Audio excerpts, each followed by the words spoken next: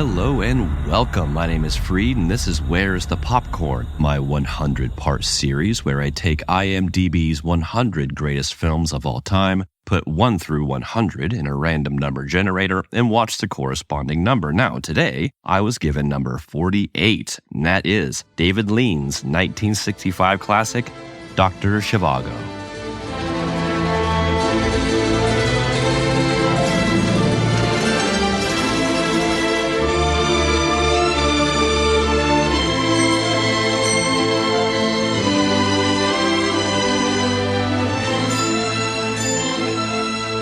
Now, this is the second David Lean movie we've covered thus far, but I don't think it'll be the last. The first one was The Bridge Over the River Kwai, and I'm pretty sure Lawrence of Arabia is going to be on the list, so we're going to have to revisit him again later on down the road, if not more than once. Now, Dr. Zhivago was based on the 1957 novel of the same name by Nobel Prize for Literature winner Boris Pasternak, who actually had to be smuggled out of Russia in order to get this book published. In fact, the movie wasn't even allowed to be played in Russia until 1994. It stars Omar Sharif as the lead of Dr. Yuri Zhivago, who as an Egyptian had to have his eyes taped back daily and his hair straightened to disguise his Egyptian looks. He also had his hairline shaved up 2 or 3 inches and his skin waxed, a process that had to be repeated every 3 days. He actually gave me like Bill Hader, Freddie Mercury meets Ravishing Rick Rude vibes in this movie. Alongside him were Julie Christie as Laura Antipova and Geraldine Chaplin, Charlie Chaplin's daughter, as Tanya Gromeko. A fun casting fact is that David Lean actually wanted Peter O'Toole as the lead, but he refused, and even Michael Caine came to read for the role of Yuri, proceeding to the point to where they took screenshots of him and Julie Christie. But once he and Lean saw those pictures, they both agreed that Sharif would be a better fit. Another fun casting snafu story was that producer Carlo Ponti wanted Lean to cast his wife as the female lead, Laura. And in private, Lean would say that it was impossible for Ponti's wife, Sophia Loren, to be a convincing virgin in the first scenes. Director Lean proceeded to tell Mr. Ponti that he thought she was just too tall. Well played, sir. Well played. This film was nominated for 10 Academy Awards, winning 5 for Best Screenplay, Best Art Direction, Best Cinematography, Best Costume Design, and Best Music Score. Now, talking about the costumes, that actually inspired the Zhivago look, and I am putting up air quotes in case you were curious, for designers like Yves Saint Laurent and Christian Dior. Fur trims, silk braiding, and boots came back into fashion. Beards and mustaches were also fashionable, just in time for the counterculture revolution of the late 1960s. The film actually lost a lot of their Academy Awards to The Sound of Music that year. Anyways, let's nutshell this film for you, shall we? Action. We open up on a hydroelectric power plant or something of that nature with Alec Guinness, who is also a Zhivago, looking for who could possibly be his niece. He requests to speak with a young girl that could easily be Eddie Redmayne in a wig, where he issues a line of questioning regarding her family, more specifically her mother and father. She claims to know nothing of her father and very little of her mother. I smell foreshadowing. We then flash back on little boy Yuri Zhivago burying his mother and being told that he is moving to the city as he is gifted his mother's balalaika, which is a Russian stringed instrument with a triangular body. The boy wants to refuse the gift and claims that he'll never be able to play it, presumably due to the pain it would conjure up.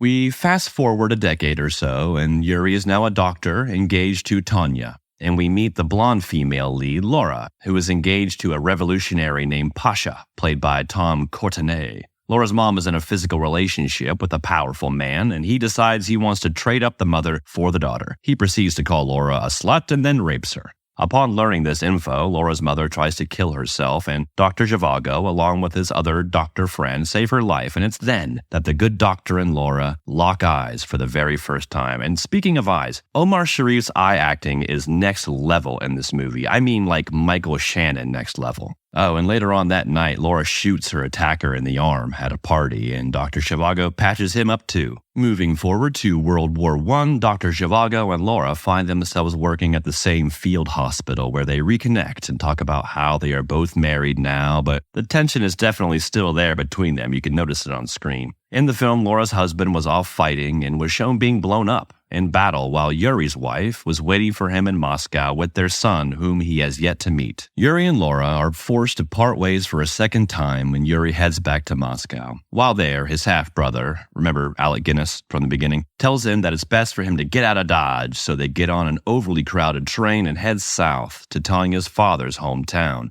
En route, the train gets stopped by a large group of revolutionaries led by dun dun dun, Laura's presumed dead husband going under a different name. He remembers Zhivago and lets him go. Once in the new location, guess who lives there too? It's Laura, who's in semi-seclusion due to her husband being the head of a terrorist organization. And from there, you're gonna have to hit play and see for yourself. No spoilers here, and spoilers have no age. Okay, my thoughts. Now, while this isn't the genre of movie that I typically reach for, I still enjoyed all the details put into it. I mean, the sets alone, my goodness, absolutely beautiful. And the story arcs of all the characters were masterfully done, and that's because they had the time to go in that kind of detail. It was great. The character of Dr. Zhivago is what I most enjoyed. He was a good man and stayed true to himself. Was he unfaithful? Maybe. But aside from that, he was a stand-up man in a time of corruption and side-taking, which very much mirrors what's going on today. For 1965, this was just beautifully done, and it gets a 7 out of 10 from me.